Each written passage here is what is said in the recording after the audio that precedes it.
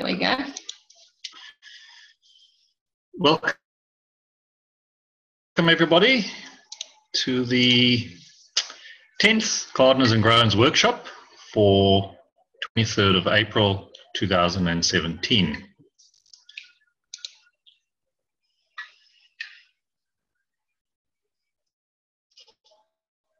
As per normal,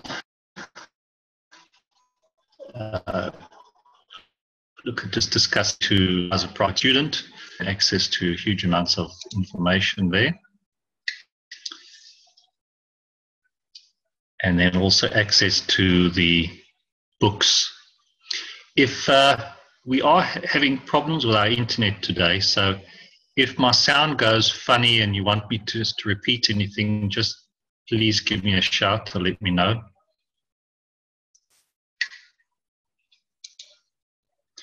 Okay, so what I'm going to do is do a little bit of a review from our very first workshop where we discussed the magro fields of plants, but then I'm going to introduce an additional concept to that. So when we get to that, I'll explain what it's all about. But first of all, just as a basic review, we discussed that plants have a magnetical and gravitational field. Each plant species has different shapes of leaves, arrangements on the branches, the size of the plant, its overall shape. So these all produce different magro fields. And then, as we said, tubers in the ground have a stronger gravitational field than soft fruits hanging on the trees, which have a stronger magnetical field. So you compare potatoes or carrots in the ground to soft hanging fruit, the majority of the soft hanging fruit in the trees. We also explain how the different heights of your plants, so from your sort of ground covers and different shrubs all the way up to the very tall trees. Your different heights of your trees also create different magro fields. Your different heights there of plants are interacting with the different fields. So the fields up at the very tall would be very different to the fields that have been received right on the ground. And this explains why when we go for our wonderful walk in the forests, we feel so rejuvenated. It's because we are interacting with such a wide variety of fields and the energy from the plants, and at the same time we are also feeding the various plants with our energy.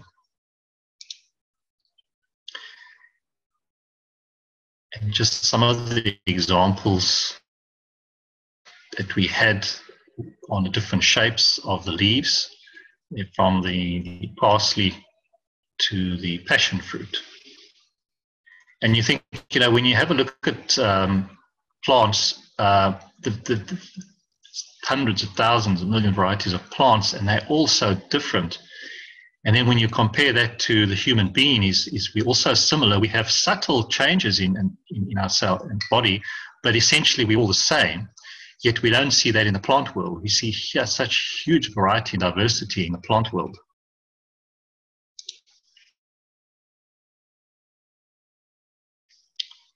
The arrangements on the leaves from your opposite to the world to the alternate. And if you have a look at these, particularly the world and even the way the branches grow, they all grow in the Fibonacci sequence. And that's how nature evolves, is through the Fibonacci. If you look at the leaf margins as well, just waiting for it to come up, I think. Yeah, it's slow. Yeah, a bit slow. You look at very serrated edges compared to very smooth edges. Can I just say that what we're talking about here is each little point on a leaf creates an energetic connection with the environment or the earth, and that's why it attracts different magro fields, the different shapes. So if you look at each shape, it will tend to create an energy flow in different ways. Yeah, each point is an interaction with the energy fields. Like our fingers become points, so each little point on the edge of a leaf, all the little hairs on the stems of plants are all points of interaction with these fields. essentially, when we look at a plant, we're looking at a totally different point of view. It has both magnetical or gravitational fields of a plant. So a plant also produces essentially its own aura, like the human being, and that is its magnetosphere. And each one of these will be totally different in each and every plant. So when I look at a dandelion plant, each plant is different because of the shape, configuration of its leaves, and these will essentially create a different magrav or reactor, because it's what it creating those fields to interact with the fields from the environment. And so we can look at the stinging nettle. It's exactly the same. A stinging nettle, when you look, has a far more interactions with the fields, with its serrated edges, its the hair on the stems. So it's completely different to a dandelion. So each one is a totally different creature than the other one, and each one is interacting with these fields differently.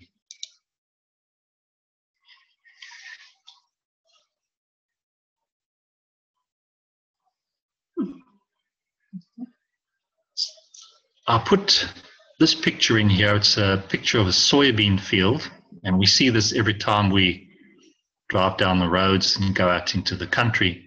It's just acres and acres of the same thing.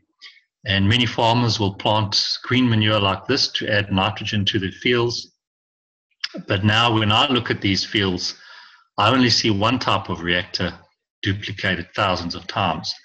So you have one plant of a specific type interacting with the fields and nothing else.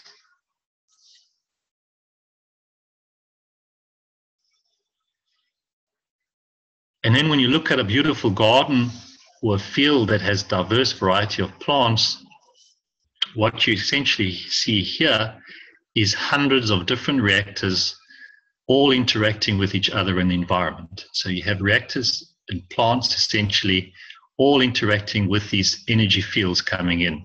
So in this area, you have huge interaction of the fields, whereas in your simple paddock with one crop, you are only having one type of interaction with those fields. And each one of these plants is interacting with the fields from the sun and from the earth.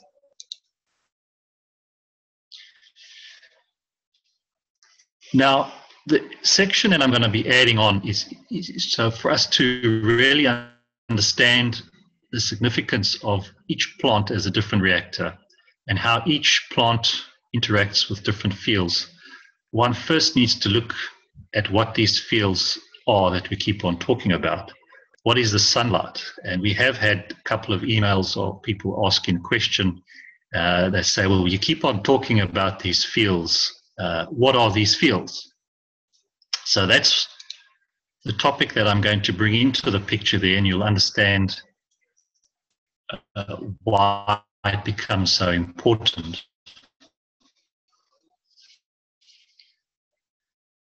I'm just waiting for the PowerPoint to come up. It's a bit slow because I've got two computers here.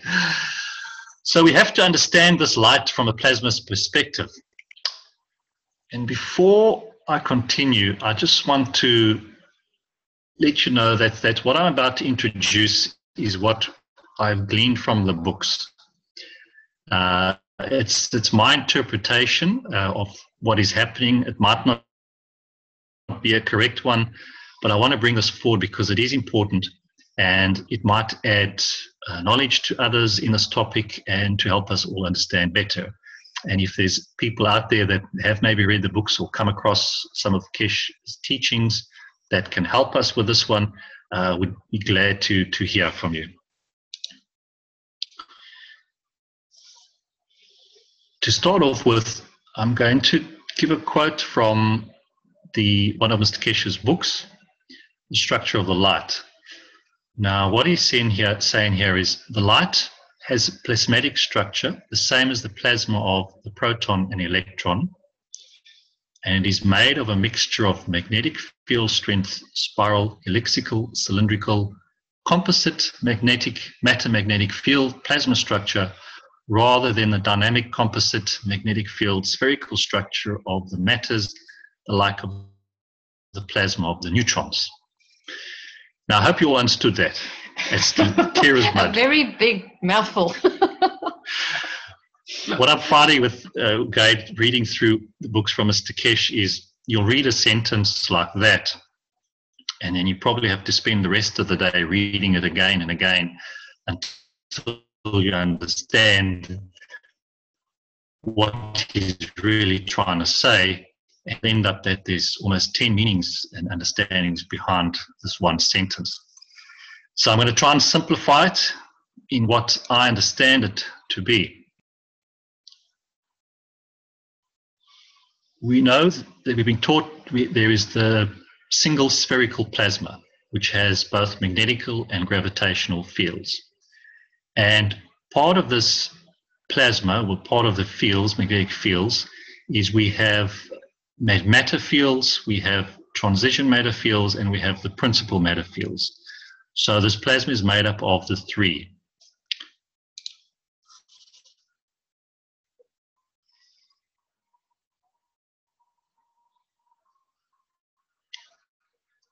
Now, when we start talking of the light is a cylindrical version of the round plasma. It has both magnetical and gravitational fields.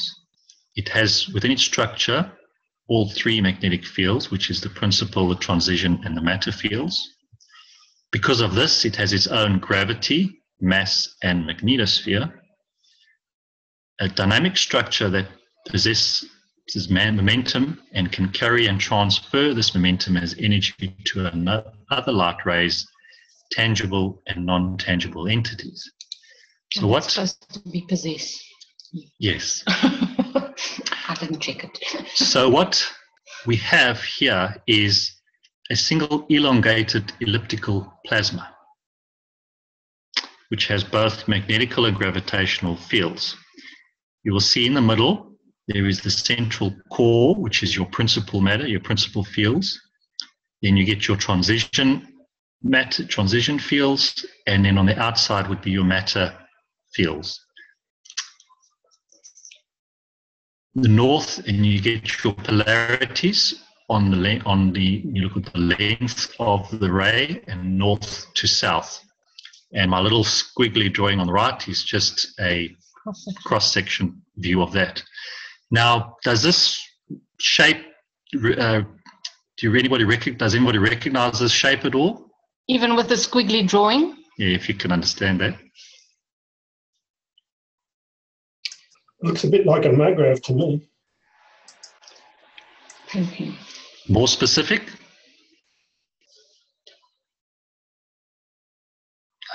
No? Okay. What I see is a paint pen. You've got, when we make the paint pen, we have our central pin, and then we have two coils. So we end up with three parts to our paint pen. And this is essentially what we have for the plasma of the light. Elongated plasma is also made up of the three parts. So that's what I see as in that as well. That's why your maggrav, as you say, Ross, is basically the cylindrical form of it, like a round plasma, and the paint pen is more of a short cut off, yeah. A straight one. Oh, I get it, yeah.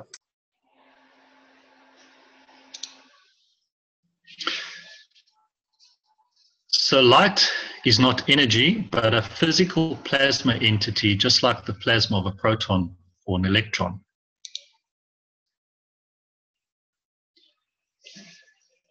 So when I come back to this, essentially, the light that we see around us every day is this. It possesses a magnetical and gravitational field, and it has its own magnetosphere. It has the three magnetical fields in it.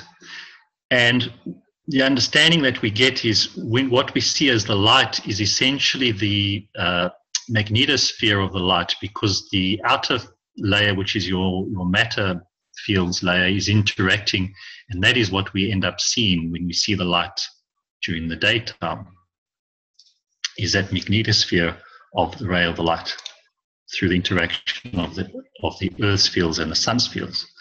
So essentially, what came to me was the spherical plasma is the same as an elongated plasma, which is your field or your ray of light.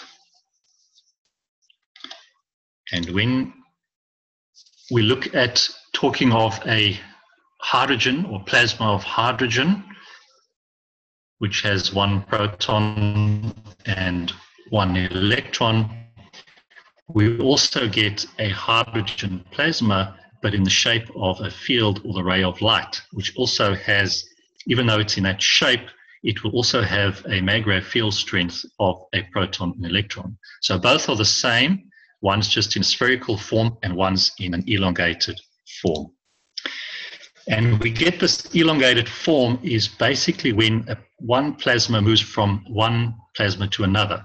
So the plasma of the sun, and we get the plasma of the Earth, and the rays that move from the sun to the Earth move in the form of a ray. So a ray of light. This is what I've read as well is the most efficient form for travel in space is in this form, because then as the ray is traveling through space, it is not losing field to the space environment, so it's able to retain its almost full strength from one point to the next. So the travel of a plasma is from one plasma to another is in the form of plasma rays.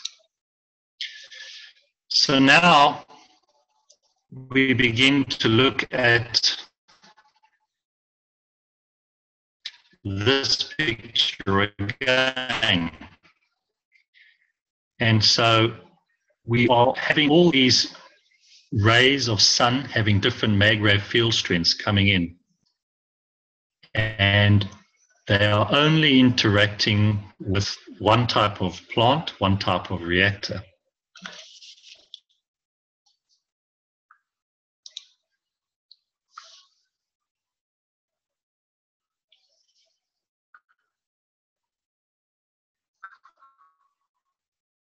Is everybody still there? Yeah. Ah. I'm just trying to promote all this. Okay. When you're at this garden, hello? Okay. Right. Oh, there we go. What? This was taking long. Oh, yeah. Okay, so it's still there. Okay, I thought we lost. So now when we look at a plant with this field of the garden variety of plants, essentially now we've got all these multiple reactors interacting with a huge range of these fields. So these fields are all around us all the time of different mag-rav strengths, which are going to be interacting with the plants. So if we don't have the plant, if the plant is not there, then no, it's going to be no interaction. So when we look at... You're very far behind, Jimmy. Just, so, yeah, okay. Just like, okay. So when we go back to this picture again, we know that this field is being essentially bombarded by a huge variety, billions and billions of varieties of different mag-rav field strengths of this light, which is interacting. But if it doesn't find a match in the plants, because we've only got one type of plant there, most of these fields are just passing by and there's no interaction.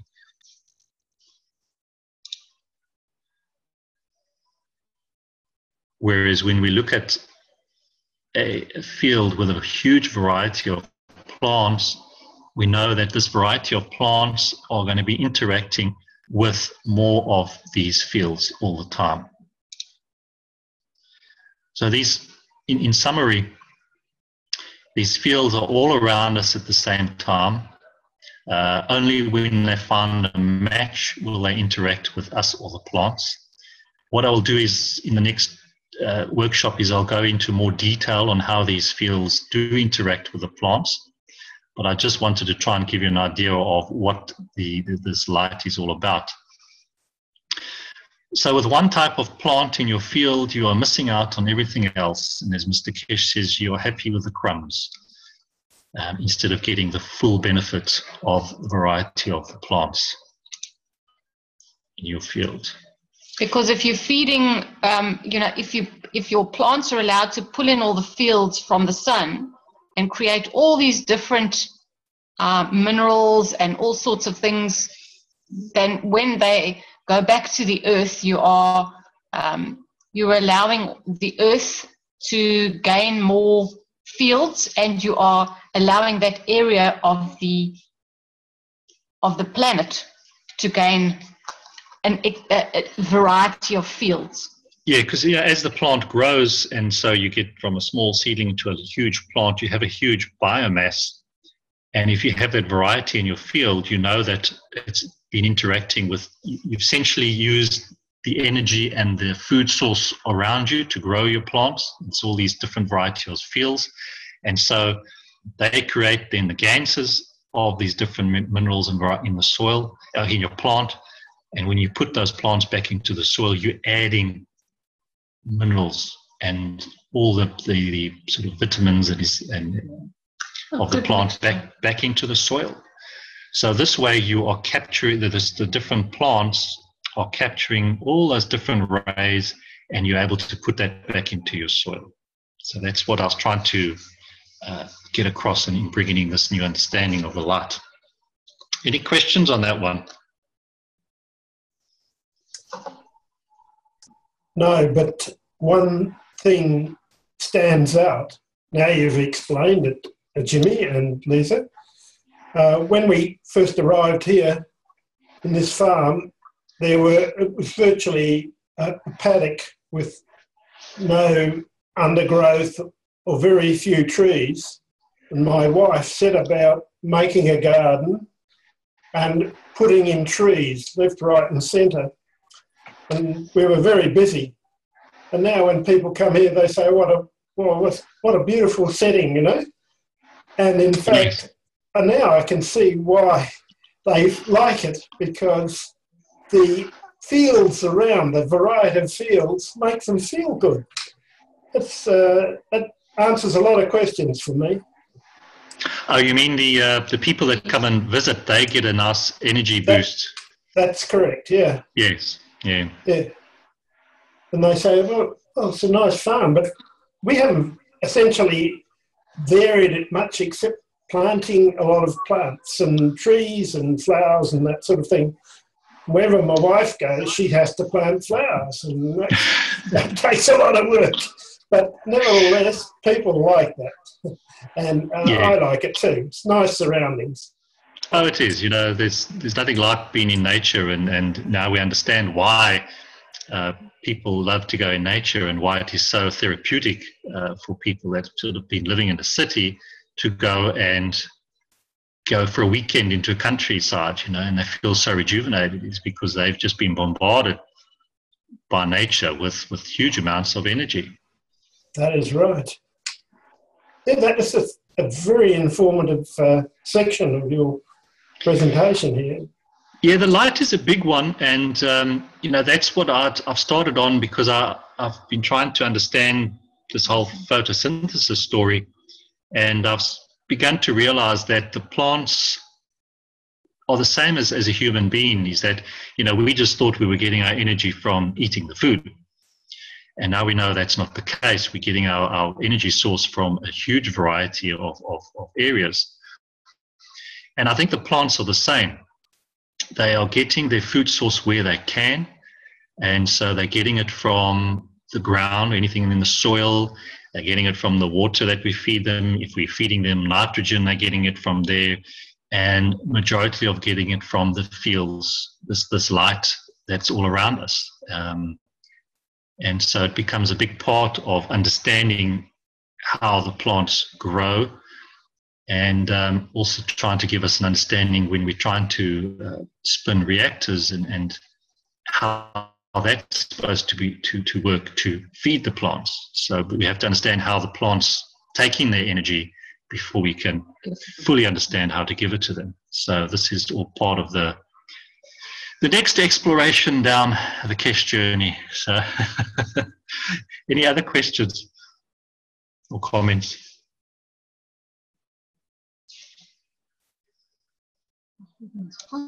Everybody's quiet. It was either very easy or too complicated.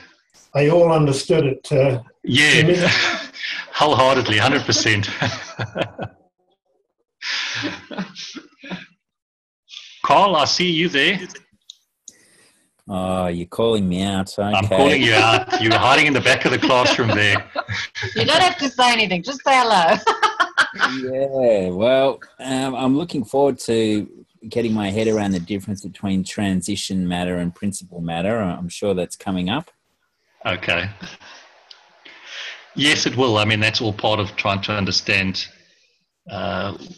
what's going on even in the plasma. So besides looking at what's going on in the ray, but it's one and the same, just just a different way.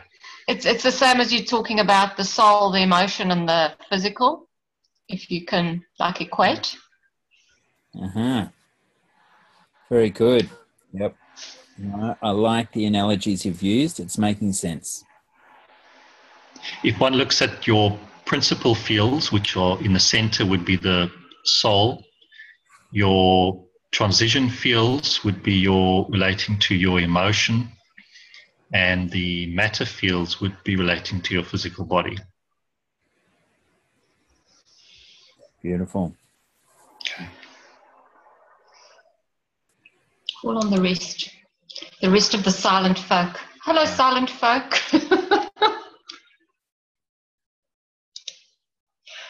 Any other comments there? Nobody wants to talk today.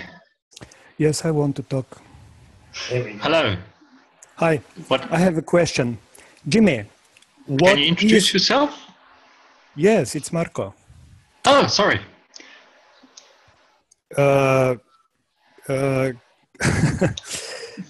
Can you explain what is a field? It is like we are using fields, but what is the field?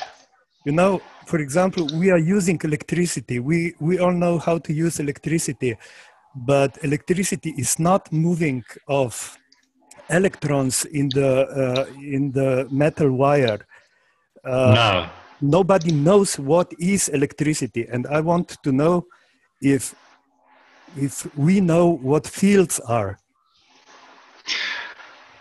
Yeah, talking of electricity, I've also spent watching a couple of, I think it was about 2 weeks ago, watching a couple of YouTube videos on somebody trying to explain electricity. Because I thought, well, if I understand how electricity works, then maybe you can understand how you can create electricity with all this plasma. And yeah, I also came to the conclusion that nobody knows how electricity works. I also asked an electrician friend, and he says, well, he doesn't know, and he's an electrician. He says it just comes in one end out the other end. So it was a good question. The fields are the traveling plasma. Essentially, it's a plasma, but it's traveling. It's in motion. In this example here, we've understood that we get a plasma of hydrogen, which is in a spherical form. But now if one looks at the sun, and the sun is essentially made up of hydrogen. So all the fields and energy coming off the sun is essentially the principal fields of hydrogen. So that plasma of hydrogen will be traveling from the sun to the earth, but not as a spherical plasma. It will be traveling in the shape of a ray here, or field of light. And that's essentially, so it's the same, but one's in motion and one's not. And also when you get the interaction of two plasmas, the field is what travels basically between. That's what we're saying. Yes. So if you've got two GANS patches, there will be fields similar to these light rays that we're talking about, feeding between the stronger feeds the weaker, so that it will travel through. And that's what the fields that will feed your body with a plasma patch, for example. So if we equate it, another way to explain it is, we know the sun is giving off hydrogen. And so when we make our CO2 and we put a patch of CO2 on ourselves, that patch is giving off the fields of CO2. But the field travels, and it has a field strength of CO2, and it travels as a ray. We don't see it. I mean, we don't see everything around us, but that's how it travels. Does that explain? Not quite, but we have a detailed thing on how the fields create the matter in the earth and all of this, but this isn't really the forum for it in terms of the gardeners. We're looking more towards creating a different type of teaching which goes into the basics of plasma, so that we can really get into exactly all these little details. Does that answer your question, Marco, or some way? A little bit. Unfortunately, it doesn't, Okay. because what you explained is what fields do. So you explained properties of fields, but you didn't explain what fields are. So I know this is a very, very difficult question. It's a good question, because we all essentially learn, as you say, we learn all these words, and now we have to start really picking these words apart and deciding what they mean. And it's a good question, what are these fields? What is all of this? And so we try and pick it apart and explain. Yes, we'll slowly get there. Because now we are in the phase, so to speak, when we can use them. But I think that we could use them more if we knew what they are. I don't know. Yes. Yes, I just wanted to say that sooner or later we will get the answer. So thank you. We will, and this is what it's all about, is to try and encourage other people to, we show this what we understand, and if there's anybody else that maybe has a better understanding to come and let us know as well, because it's very difficult for just one or two of us to try and pick this apart. We need a lot of people's inputs to try and pick these topics apart. And the creation of the plasma is also a very long detailed topic, which I'm happily cover in one of the workshops, but that will probably also open up more questions than anything else. But it's one way we can explore. Yeah, Jimmy and Lisa, you are doing great work. Thank you very much for this. No, it's a pleasure. We're trying to break through the ignorance and misunderstandings. We're all there. Yeah. It's something to do with dimensional characteristics. We're trying to explain something dimensional and in another dimension in a third dimensional terms, which is extremely difficult, just like electricity. It is, because we don't see it, and so we don't understand it. When I had a look, I don't have it now, I can show you the next workshop. I had a look at when I was trying to understand photosynthesis and even this light. It was quite comical, the definitions that scientists had come up with on explaining photons, because they also, which they say is the light, is photons light, because it's also just theoretical. We really don't know what is this all about. And the more we're digging into the science, the more we're realizing that the scientists don't know either. And everything is built on theories on theories. That is so. And when they trying to break down matter to its simplest form, they just keep going. And it just gets finer and finer. Yes, and more nonsensical as far as I can see. Yeah, we're barking up the same tree here. But everything stems from magnetical fields. That is the principal core of everything in the universe, is the magnetical fields. And it's when these magnetical fields interact with each other, that's when you start creating the attraction and repulsion fields, which is the magnetical and gravitational fields. But everything, the principle stems stems from a single magnetical field that interacts with another one. Which, if you read all three of Mr. Keshe's books, it might give you some understanding of that. And so that's not one discussion, that's 100 years or 500 years discussions, I think. But I'm happily bring it up in the Gardens and in this workshop, you know, if people are interested. I just didn't want to bore people if they weren't that keen on really delving into the knowledge. And so you can just let us know, and we can go into a lot more detail on these things. I think in some regards it's more academic, because when we look at the situation, we cannot tie it down, cannot tie it down to simple matter, and that's what we're looking for here. Yes. A good example of that is the way the MAGRAV works. You feed in electricity at one end, it goes through a device, and virtually you can touch the device, which is right from a live electric wire, I should say, and then it goes back to electricity. Now, who can explain that? Well, actually, especially since that when you join them up, your nano coating essentially is blocking that electricity coming from the plug or wherever it's coming from the wall. So in essence, it's not even going into the center of the nano coating to the copper. So No, it is. It is, but it isn't, because it's you know, supposedly infinitely, what's the word for it? Superconducting. Yeah. But if you press hard enough on the nano coating, it becomes conducting. How about that? Yes. Don't do that. I won't push too hard. All right. I'm going to Anybody else? move on while I get to the next section.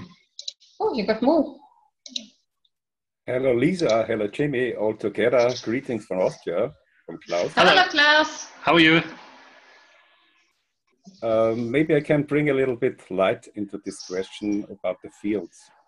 Okay, good. By any interaction of magnetical fields, or when some electrons or ions move, it builds up a field, and the field is built up from a point to a spherical shape. It radiates out, and as I mentioned before, it radiates in the same time in. And this is the bursting from the fields by every interaction from two magnetical rays or different rays. It becomes a field and built up in a spherical shape. Yes, so you got your interaction of two magnetic fields. Yes. Yes. Also the same by radioactivity or by electromagnetic fields. Explain that one again. Also by radioactivity or by electromagnetic fields. You can see this when you have a line and a current flow, then builds up. When the electrons begins to flow, then builds up the electromagnetic field. When you have plugged in and you have not take the switch, then you have an electric field. And when it moves, it begins to build up to an electromagnetic field. And also is the same other fields when they come together. Okay. Thank you for that, Klaus. Okay. Welcome.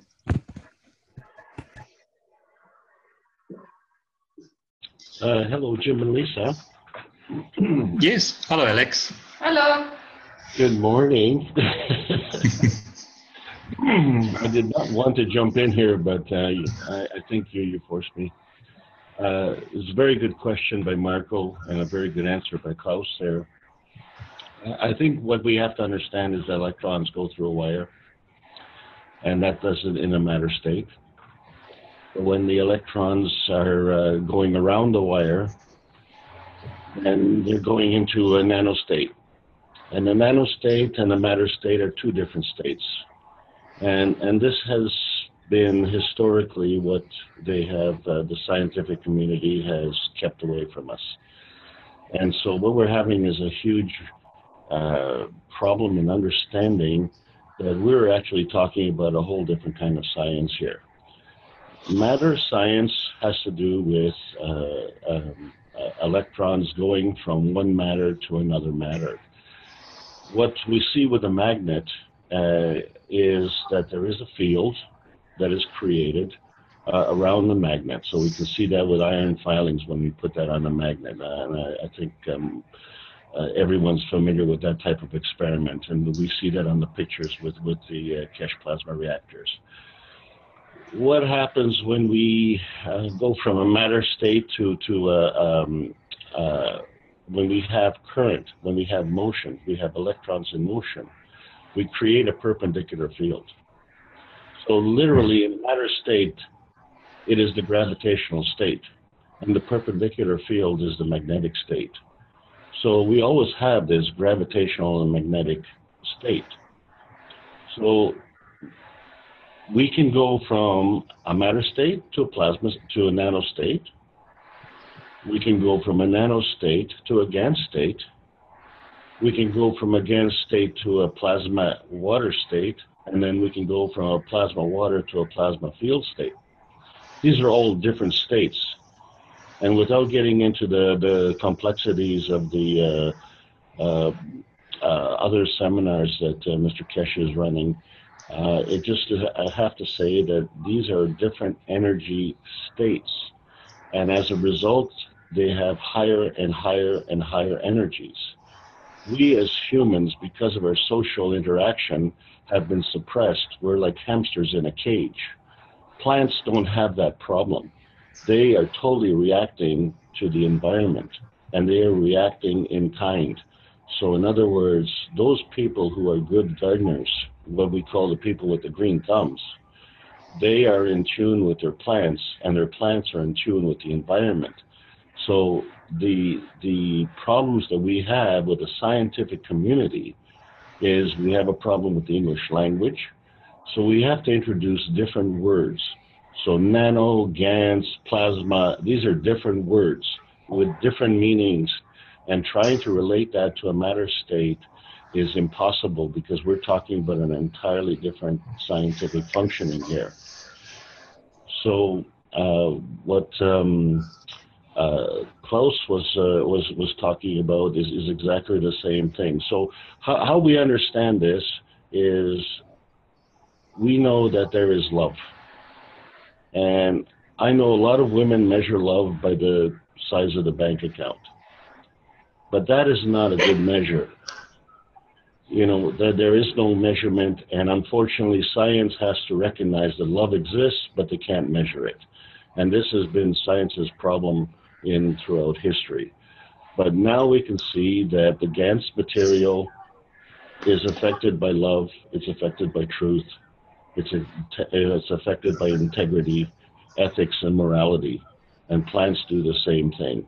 And all you have to look at is when the soldiers march through the flower gardens and crush all the plants, tomorrow the plants will grow again because life wants to live. And that is the field that the scientific community is refusing to recognize. And as of April 18th, we finally made it in the public domain with the cancer solution. Thank you. Thank you, Alex. Yeah, I agree with you on wholeheartedly on what you've said there. And I think a lot of the confusion today with this technology all comes down to the words, because as you said, one meaning of one thing and one word will be somebody else will understand it totally different. And I think we'll probably find over the years to come that the words will all condense down to sort of one or two words, all meaning the same thing. And throughout history, they've been called different things, but it will come down to one and the same. That's why we have to get telepathy going, because, you know, then the meaning is clear. I think our worst thing as human beings was becoming verbal, because words can obscure meaning very heavily. They restrict, do they not, Elisa? They restrict your expression. Yes. Yeah.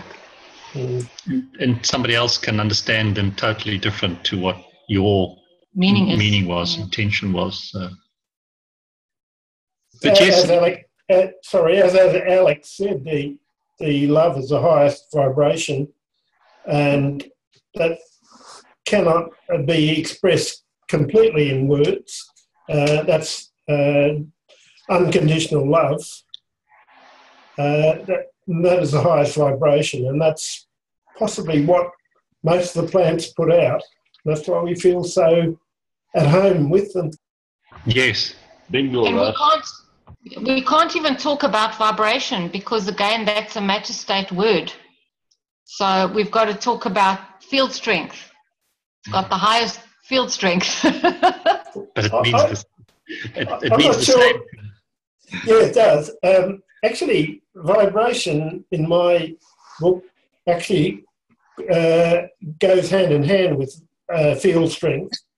I'm looking here at states of matter, and there's 7 states of matter on a table here. And as the most energetic goes up, it goes up to 7 states, and that is probably the highest field strength at the 7th state of matter. And energy is actually beyond matter. I think you get beyond when you get beyond matter after you go through solid, liquid, gas, plasma, photonic, and then on to 2 other states of matter. But it's the vibration, because in fact the GANs was measured at 27,600 hertz. Our natural vibration occurs, the human vibration normally occurs between 3,600. But as you become more advanced, obviously, your vibration goes up. And it goes up to that of being a Christ-like being of, say, up 28,000 hertz. Buddha, Christ, Krishna, etc. And I know people who have actually seen these beings, and they actually have an enormous plasma or field strength around these guys. Yeah, I think, as I said, it comes down to different words again, and I think often when Mr. Keshe says when one has to elevate our soul, we've all got that strength of our soul internally, but we're probably so far disconnected and so far removed with our physical body, and that we need to bring that closer to our soul, and in that way we will elevate and increase our field strength. That is correct. And we aren't so disconnected, as you say, by virtually having this discussion and understanding these things. We are raising our virtually vibration rate, or our plasmatic field, as I said, anyway. No, definitely. Okay. Anybody else would like to say anything? No? All right. So now, I thought with the change of seasons in the Northern Hemisphere, hopefully you're coming into some warm weather there, Klaus, and getting rid of all the snow and in Austria there. So I've looked at certain protocols that people can follow, almost like a sort of a step-by-step process that people can follow, because we've also received a couple of emails on people saying, okay, now how do I use this plasma in my gardens and my farm, and what must I do? So I put together a bit of a list on what people can follow, and the idea for this is to so that if we all follow a very similar way of doing things, then we can build up quite a lot of nice supporting information from as many people as possible around the world. So in this way, we can put together a sort of a database of how plasma starts affecting the different crops and in the different climates. Because what we've seen with our results, and that's used with the plants growing in water, and Ross's results there in very harsh climate, we're getting the same similar effects that it's having onto the plants. And so if we can get a lot more people to do the same similar experiments around the world, we'll be able to build up a huge database and say, yes, this is what happens when you apply this GANS and that GANS, and this is how we can change certain types of crops and plants. And so this way we'll get a lot more information quicker and faster if we have a lot of people doing some work around the world. So I thought, okay, so step one. Just wait. There we go. Is if you've been growing on your farm before, you would have had all your historical data on yields and days to maturity, etc. So you'd have had all that information. And that is, or it becomes your baseline for your farm. Now, I've emphasized this because we've experienced that once you start using the plasma on your farm, it becomes very difficult to do comparison plantings. One can do it sort of the first time round, but the second time round it becomes very difficult because the whole area is, affected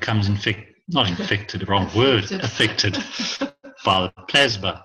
And so you cannot really do comparison plantings directly as the scientists have done in the past.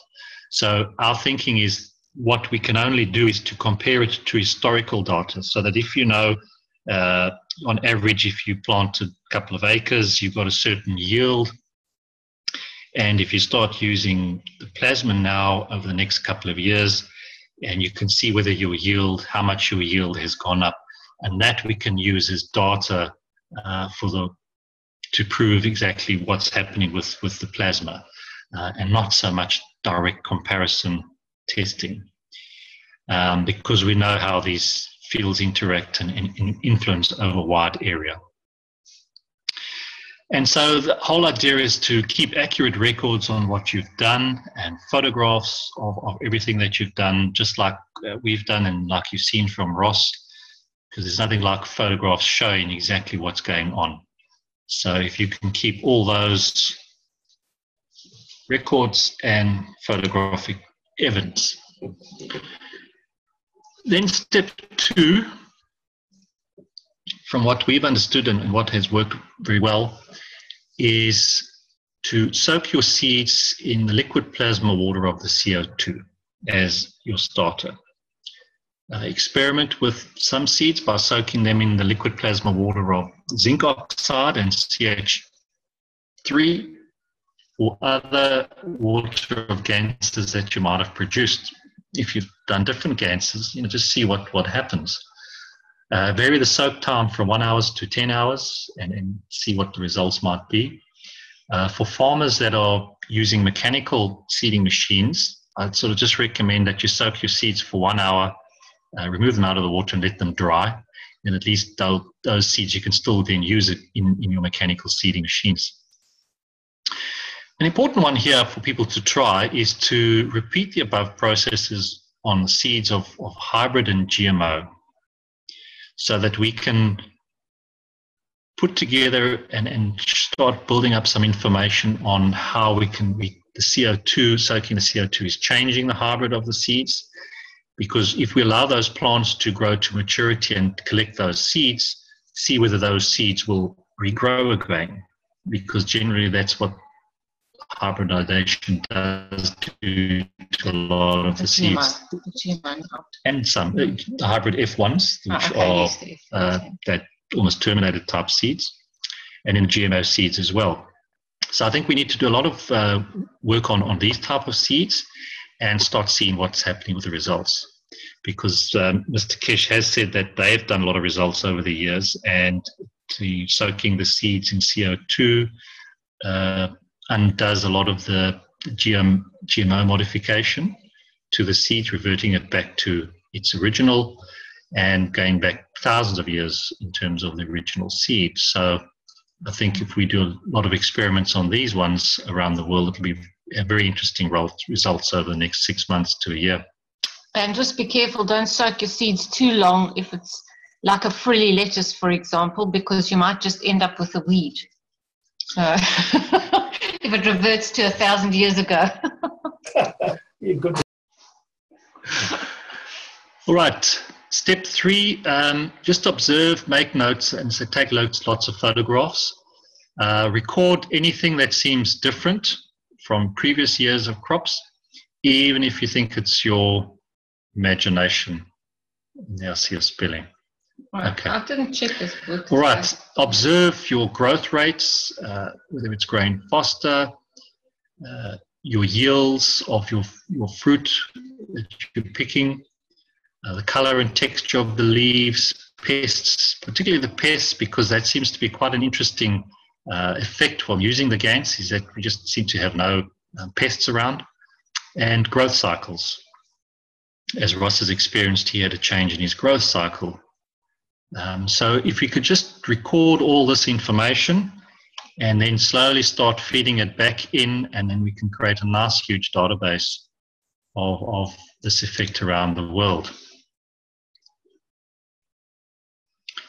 Step 4, if possible, depending on your size of your fields, spray your crops with the liquid plasma water from your GANs.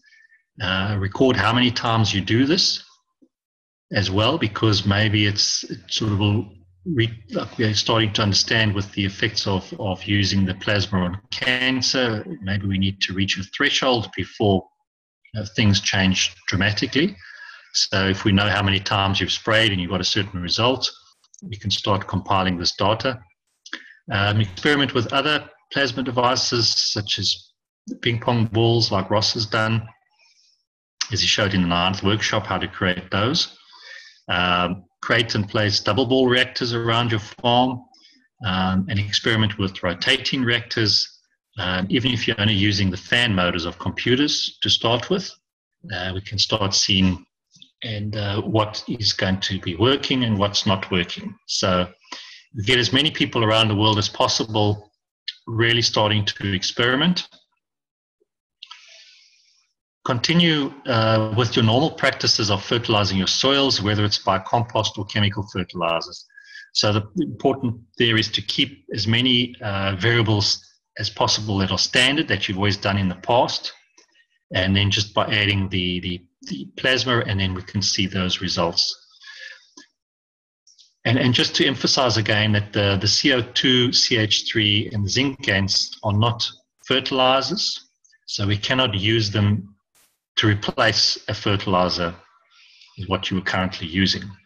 All they're doing are changing the environment around the plants. The sea GANs made from the seawater is the only one that I would consider as a type of fertilizer, as it will add the GANs of all those 90-odd minerals into your soils. So that's the only one that I considered as a type of fertilizer, and that's the one that we have been using quite a lot of in our system. And it does have a very good beneficial effect to the plants, and even in the ground, a couple of the ground plants that we have had. Okay, step 6. These guidelines are only there to help you get going, and so please try all sorts of different experiments. Nothing will be wrong. We personally have learned more from our failed experiments than from our successful ones. And in that sense, you have to be very observant and notice the little things and write everything down. And then you will realize and discover lots of nuggets of knowledge in that. Have fun doing this, and you'll be helping humanity to take back our food independence from big corporations.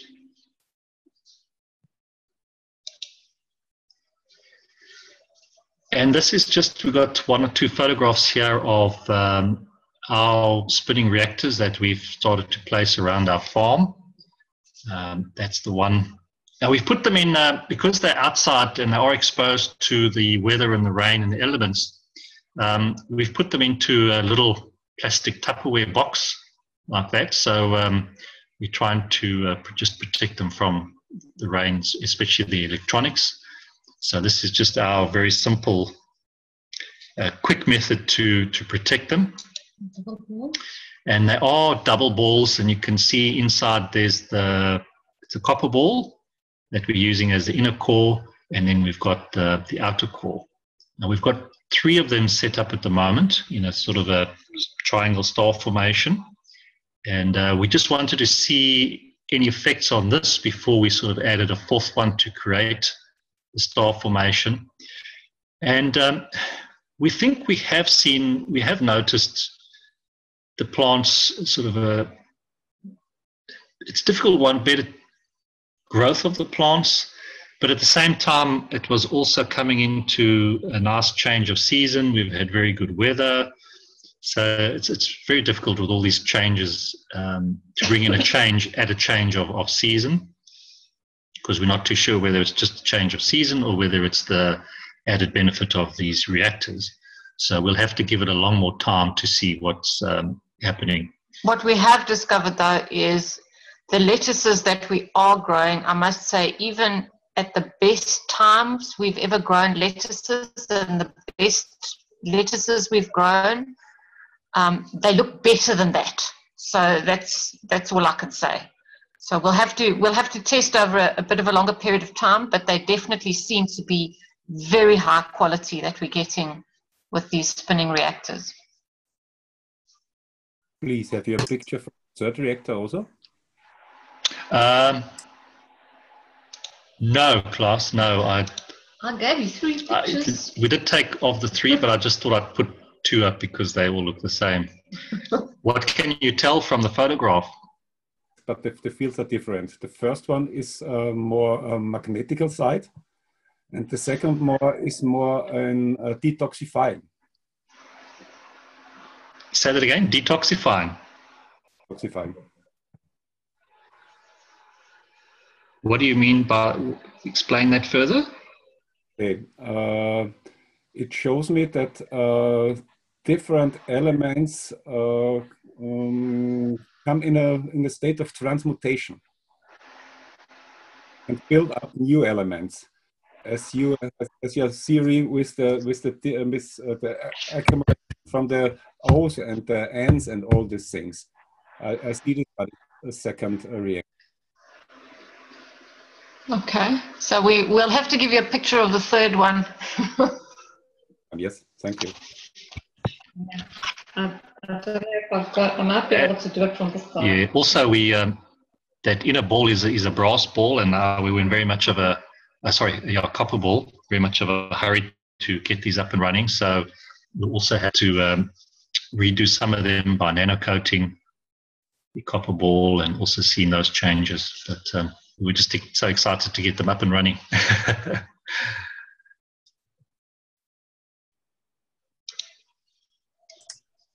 Any questions there?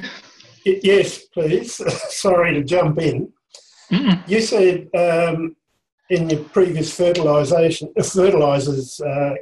that you would not advocate CO2, plasma water and the other gases as fertilizers. I did an experiment just recently. I'm starting to grow some vegetables, and I had I bought a large 5-gallon bottle from United States because they don't sell them in Australia, to put my plasma water in, because I was producing a fair amount of it.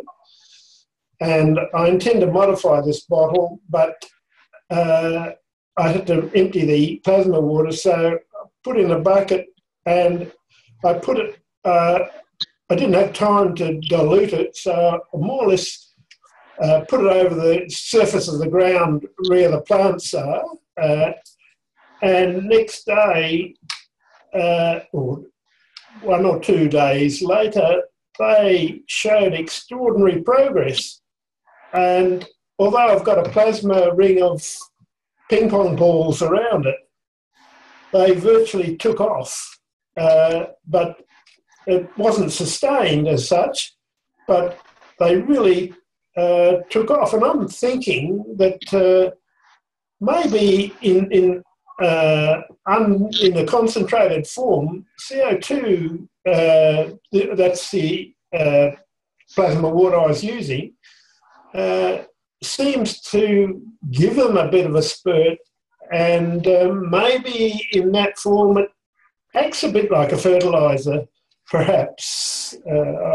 I'd have to try this again, but so I'm just wondering, in the long run, I've got another plot running somewhere else, whether actually plasma water may eventually be able to replace fertilisers.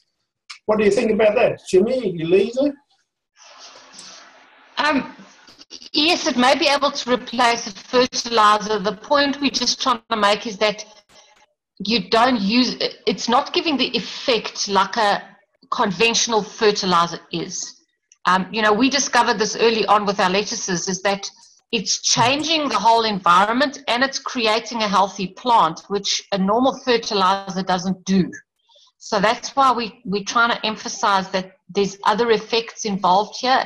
As a side effect, yes, you're probably getting good growth, which means it's sort of like a fertilizer. But yeah. I think it comes back down to the words again, and I'm just trying to steer people clear of the idea that, oh, well, if I just throw, you know, I normally throw a bag of compost or fertilizer on my plants, but now if I just go and water my plants with CO2, it's going to have the same effect. I'm just trying to explain to people that there's a huge difference in that. Yeah, I understand fully what you're saying. Yeah. I think in the long run we'll see how it turns out. But it'd be good to get rid of phosphates, as far as I'm concerned. Anyway, it's virtually making some of the soil unworkable, especially for plants.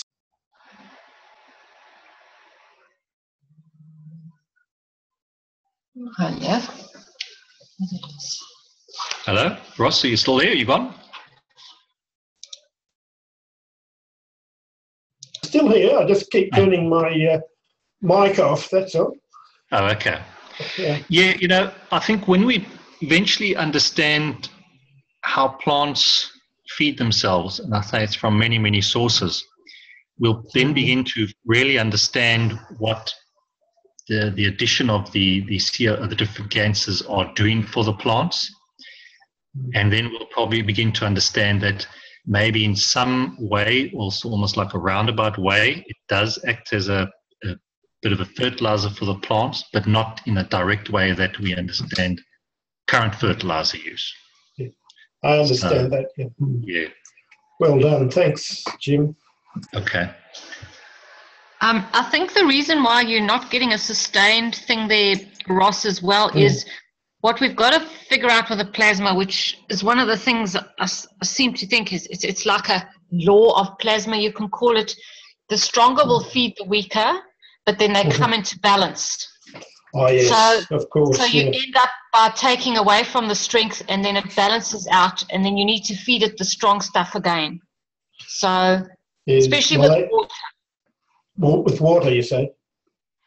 Especially if you're using the liquid plasma, it needs you know, many applications, and also with the ganses. Even if you're throwing ganses on your soil, eventually they will come into balance with your plant, and then you need to rejuvenate and give more, because they'll have given and given and given. You know, a gans in a bottle sitting on your shelf is not the same as a gans that's working in the ground to feed all your plants. So it will eventually sort of lose a lot of its fields, and then it'll balance with the plants, and then you need to add more.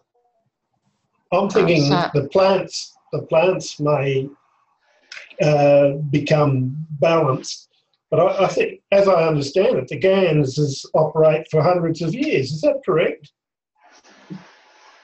In a bottle in on your shelf, yes. Oh, I see. You know, it all depends as to what you're using it. You know, if you're constantly adding water to it and you're drinking the water off, you're going to find that eventually your nanoparticles slowly disappear and you're going to have to make more. Yeah. So if it's just sitting on the shelf, yes, it will. But if you're actually actively using it and interacting with it and adding water to it or putting it in your soil, or yes, at some point it's going to lose enough fields that it's not giving the same strength anymore. I understand. Now, I know that water has got a long-term memory, and perhaps that's why we use plasma water to feed our plants. It stays in the ground unless in my case, it may dissipate because it goes through the box. I got elevated boxes for some of the vegetables. I'm also trying tests with vegetables in just a normal soil surrounding and without plasma, and they aren't doing so well. I'm feeding them plasma water. I think Alex asked me once whether I had a different method of feeding the plants with plasma, and I'm feeding this lot with plasma water, and another patch I've got with ping pong balls, as you know. Yeah, that's the whole idea. Is you just have to play, you know. And at the moment, you know, I sort of view it myself as a gunshot approach. We try a whole lot of different things until we begin to really understand how the plants work in their use of their energy. Then we can really start narrowing down and focusing on how to best get the best out of the plants and do the best for the plants. But at this stage, it's still a gunshot approach until we can get some, even if we try and get some better understanding from Mr. Keshe as well, which we'll be pursuing. Thank you, Jimmy. Ross, thanks, Ross. Ross, the reason I asked that question was because you're a terrestrial farmer and Lisa and Jim are hydroponic farmers. And I wanted to find out, you know, how much energy is conveyed to the roots there. But as Mr. Keshe has pointed out, that probably 80% of the growth rate is affected by the plant above the soil level. So with the leaves and the stems and the flowers and things like that. You're 100% with respect to the CO2 plasma balls, because these carbon dioxide definitely affects cell respiration. And so when you've created the right environment there, then the plants responded in kind.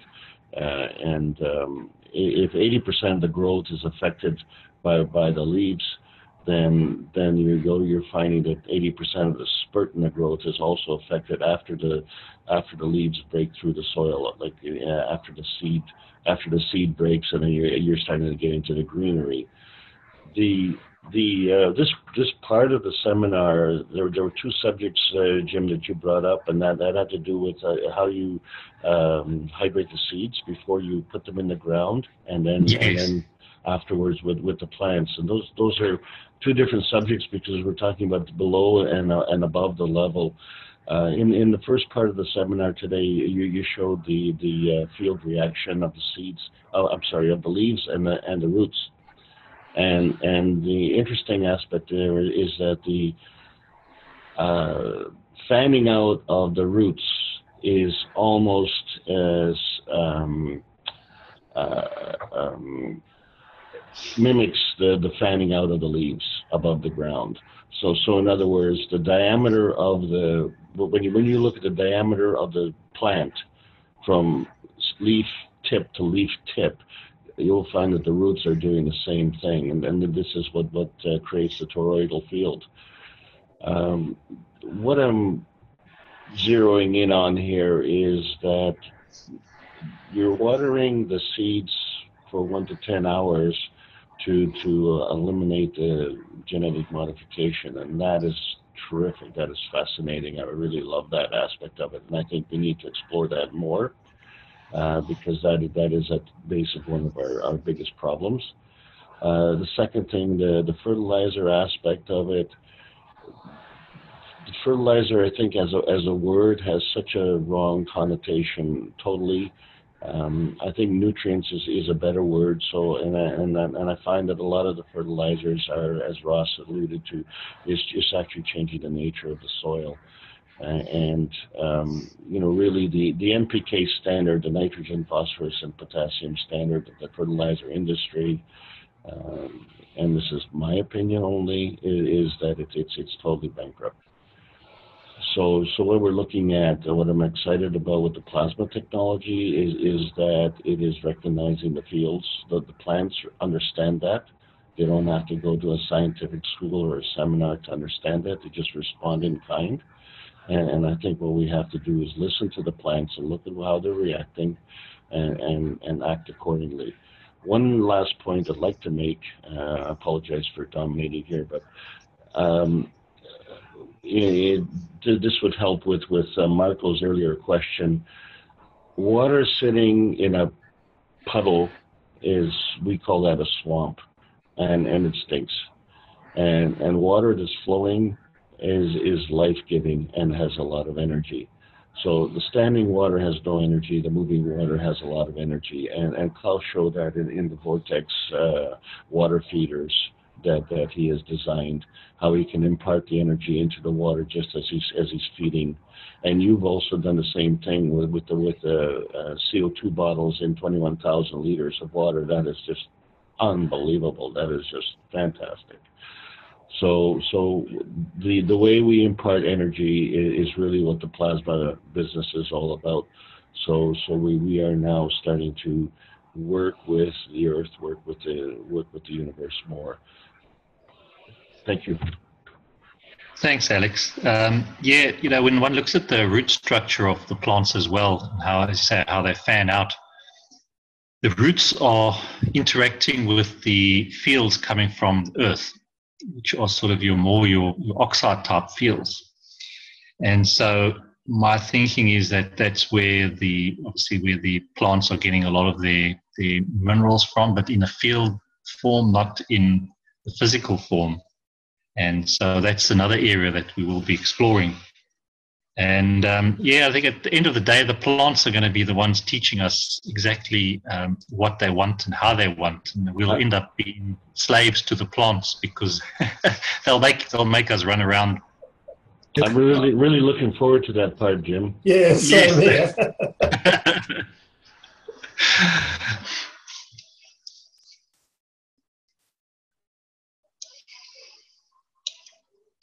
Klaus, did you want to add anything on the water there? Because you've done a lot of research on structuring of the water.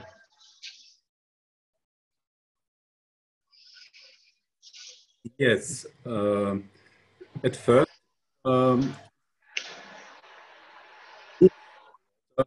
to bring in new energies, as we mentioned weeks before, when we water in stress and then water, different kinds of motion. The water sucks the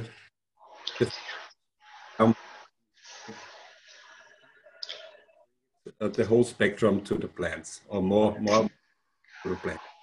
Klaus, can you just repeat that? You were breaking. I couldn't hear. I don't know with anybody else. Maybe it's just me. Couldn't hear it here. Oh, okay. Go in the office. Come in a half minute, okay? Oh, okay.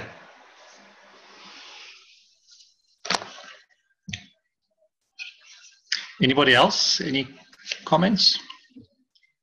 Would like to say something?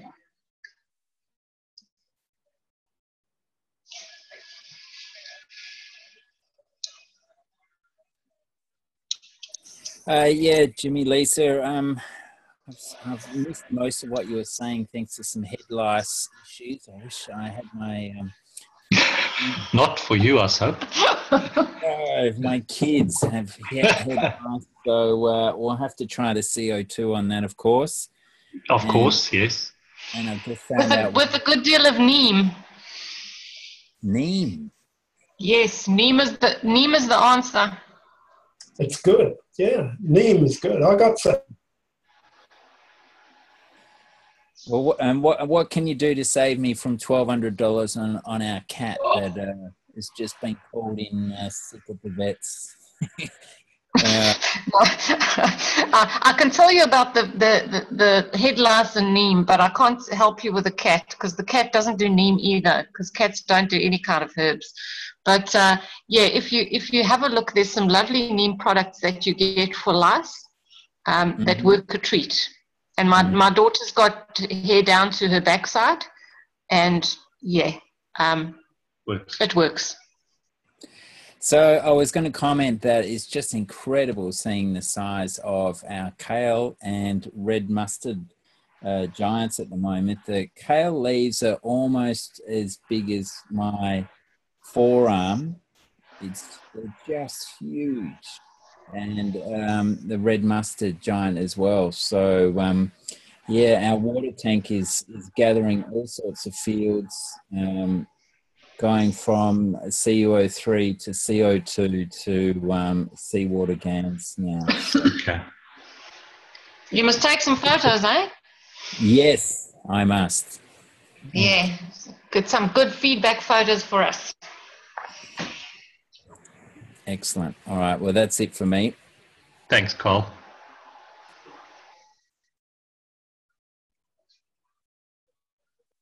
So I'm back again. What I want to say is when we bring water into a special movement like a vortex, the water bring in the whole energy from the environment and builds up his, bring in different strings.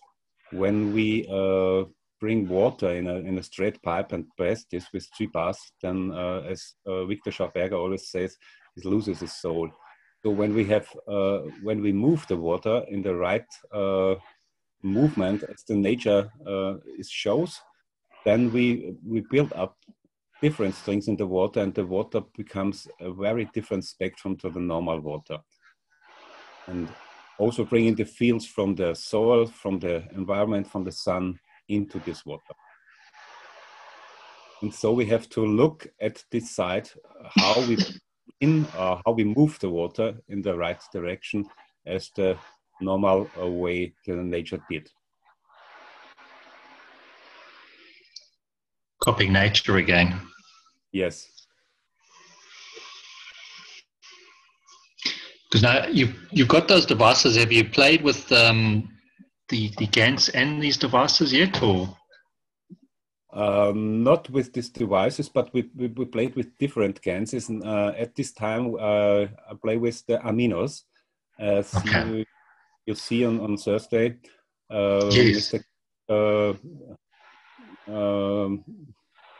Show the first pictures of this, and at this moment I'm ready with the second series with the aminos from zinc with normal salt, NaCl.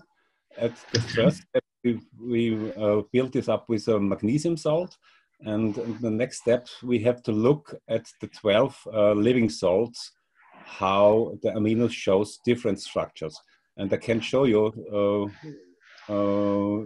in some minutes when I start the second computer, I can show you the pictures from the aminos and the different structures of the aminos.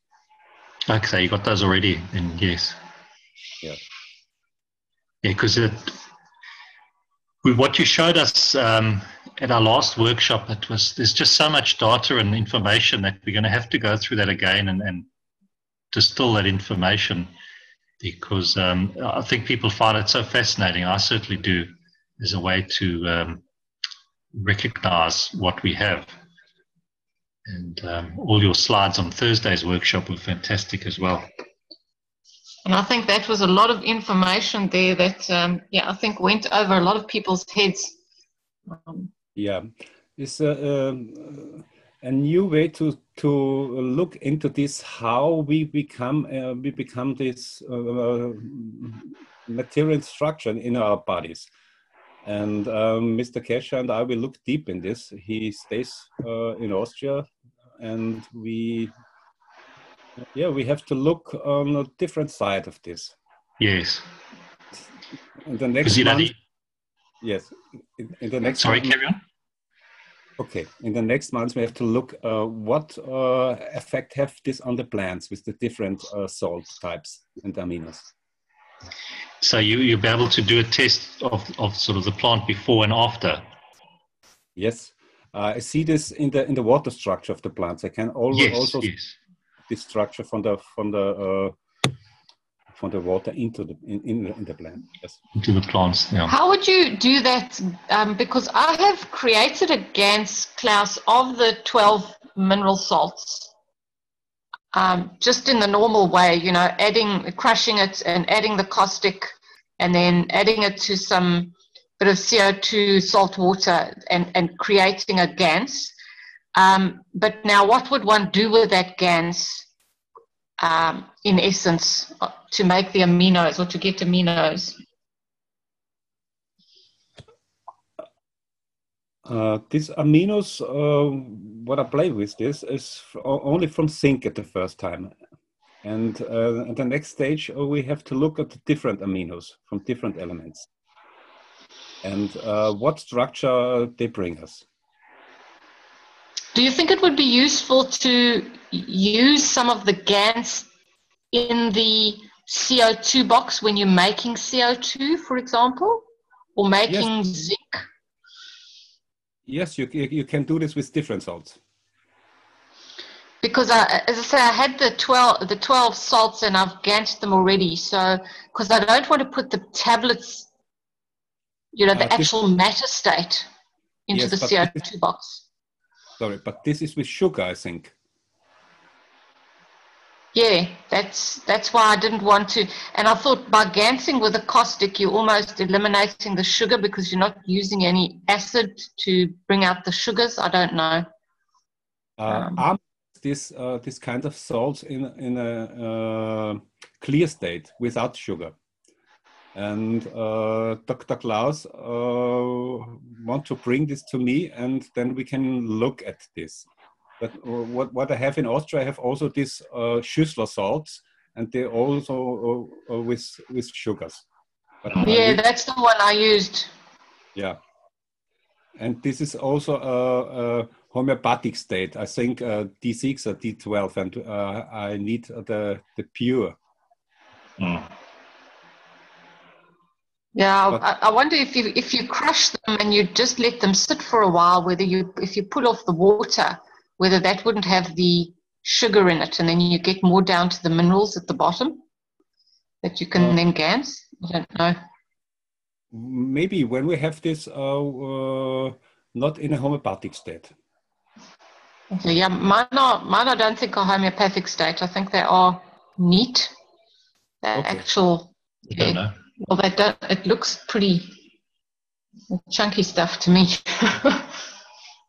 What we see at the first time is there are different crystallizations.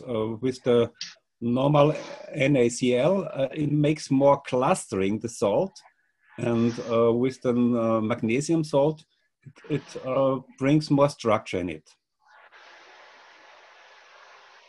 I can show you some pictures. I have to start the other in 2 or 3 minutes. Are you starting the other computer? Yes. Okay.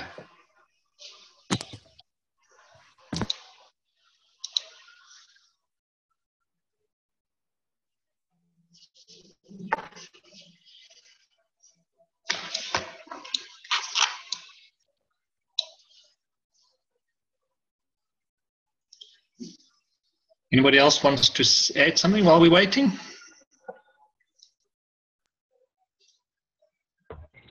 Jim and Lisa, I was just wondering if I could get a personal opinion from you. What are you planning on doing now in the fall season with your greenhouses? In what sense? Are you shutting down? Are you planning on growing? Are you... I don't know how cold it gets in your area. No. Our winter is probably your summer.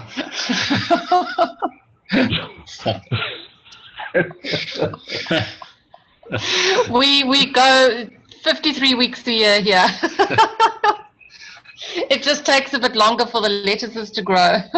Yeah, we grow the same, and then we just change the variety. Instead of lettuce, we go a lot of the Asian greens, because they grow very nicely in the winter time. But no, we grow all year round, so we don't have a downtime. Are you growing any tomatoes? Yes, funny enough, we've got some. We must take some more photos. Got some tomatoes that also went through summer, and there were little seedlings left again. And now these little seedlings are already 6 foot. Oh no, over 2 meters. They're huge. It looks like a tree in terms of the thickness of the stems again. And so it's going to be very interesting to see how these go through winter, because we've got the spinning reactors, and maybe we'll be able to still get this fruit to ripen during the winter time. So it's going to be a very interesting way to see how this goes through winter. Are you familiar? Are you familiar with a brick test, a BRIC? I think it is. Yeah. Yes. Sugar content. Have you done that with the new plasma technology? Have you noticed any difference? No, we've never done a bricks test. What we look at is the shelf life, because a bricks test can be a bit confusing because it's just measuring the sugars. It's not really measuring the real nutritional value of the plant. And so I just compare to shelf life.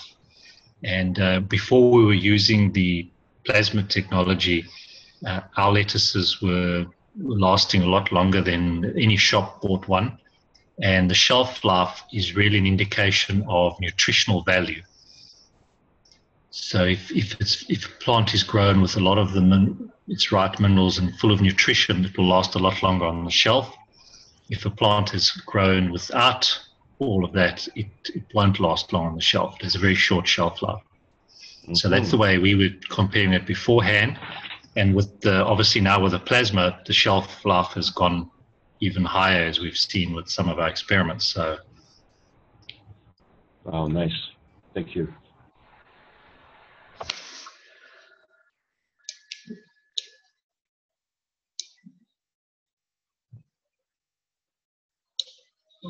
Classes there yet. I meant to say as well, when we're looking at those lists of things to do, is for people to also do their own little shelf testing at home.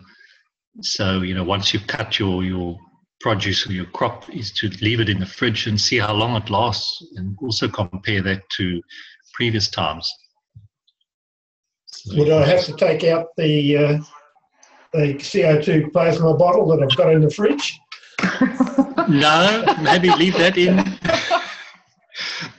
Because I've often thought, and I know Kesh, we're discussing it, and I don't think of anything come out of it yet, was to create and produce little plasma devices that one can put in the fridge, so that you can make your food last a lot longer in your fridge. So there's an area that people can experiment with as well.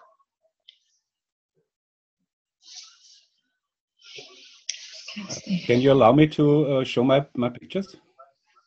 Yes, I'll stop sharing their class. Yep.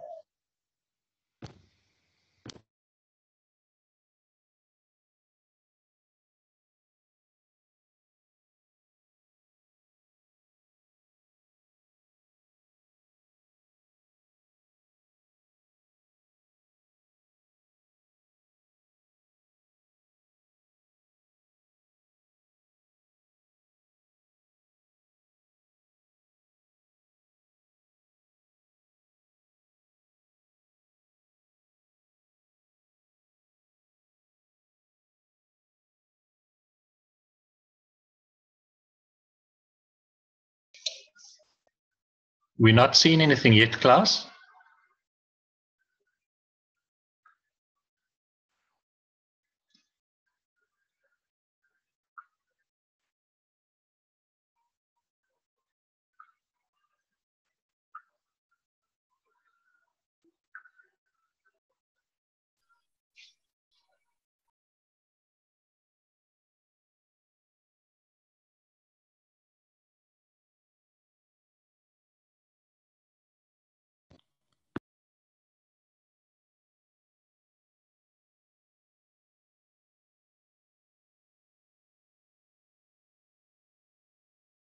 So, and here it is. Moment. Other side to lose.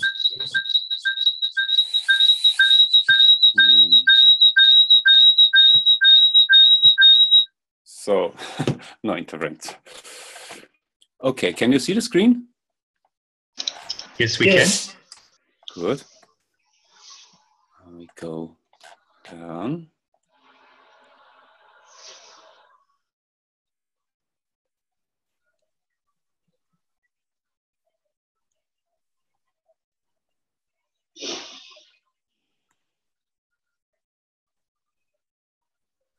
What is very interesting, I made also a crystallization from the world CO2 cans. This was I think last year, Dr. Klaus became from different places in the world CO2 sampling source there. And it looks like a spaceship. It does. Very interesting. So that's a combination of everybody's cancers around the world. Yes, and amazing. Make this with different lights. And so you can see this. But this is for me very interesting. Here it radiates out the magnetical side, and here on the top of the head is the gravitational side. So that shows you humanity's wish. Yeah, I think so. So, and here are the pictures from the aminos from the zinc. Okay. Mr. Keshe showed on Thursday.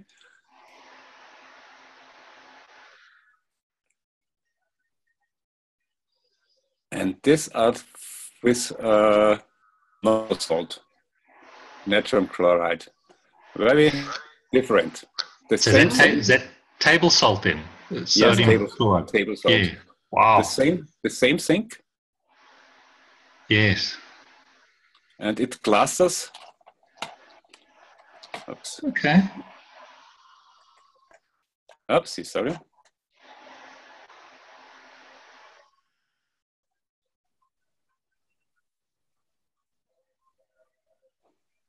These are the other. And so I want to make this with different salts, the same thing. Yes. I must say your magnesium salt is very much prettier than the, the other salt. Yeah. This was sea salt from France. Okay. What is that telling you from your past experience in that? What I see is it structure many the molecules bounded very very good with this form of salt. Okay. And you see this in the different sections. And what I have to look in is in one of these sections, and I have to prepare this for the next time to look into these structures. I cannot see into the structure at this moment, and I want to see into the single structures of these types. Then I can say more. This work was ready for 2 hours. Oh, okay, fresh off the press. Yes. Oh, that's great. So Thank you. Look at different things of this. But yes. What I see is that the form building forces bring it to the outside. Yes, and the inside is not so much structure. Do you think this is also almost like what we were saying earlier with your tangibility and the physical on the outside with less on the inside, and maybe this is why the salt is actually creating our bodies in a way? Yes, I think so. I have this to discuss with Mr. Keshe, but I think so. This is one reason for this, yes.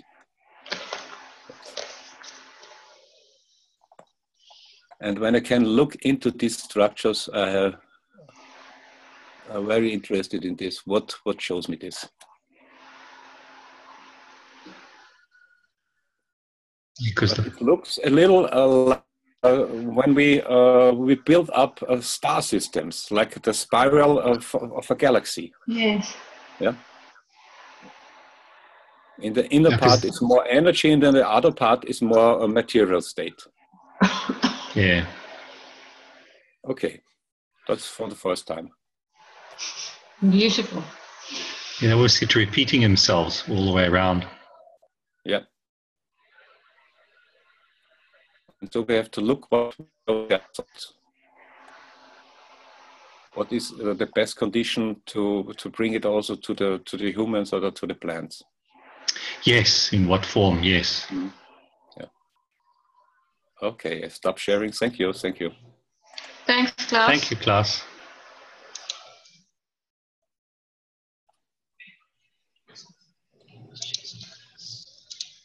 Any questions for Klaus there?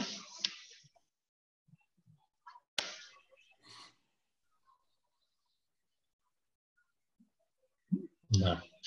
Klaus, so you're going to be doing the same sort of experiments with all the 12 salts then as well? Yes, the next time. Yes, okay. That'll give us a nice insight into what effects they're going to have. And also we prepared these boxes for the wine grapes. A friend of me, he's a wine farmer, and he finds some seeds from the last season. And yesterday I was by a friend of me, he's a carpenter, and he built up these boxes. And then we can make these special ganses for fertilizers for the plants. And I will send you this when we have it ready. I sent you some meals for testing. All right, that'll be nice to test that. Thank you.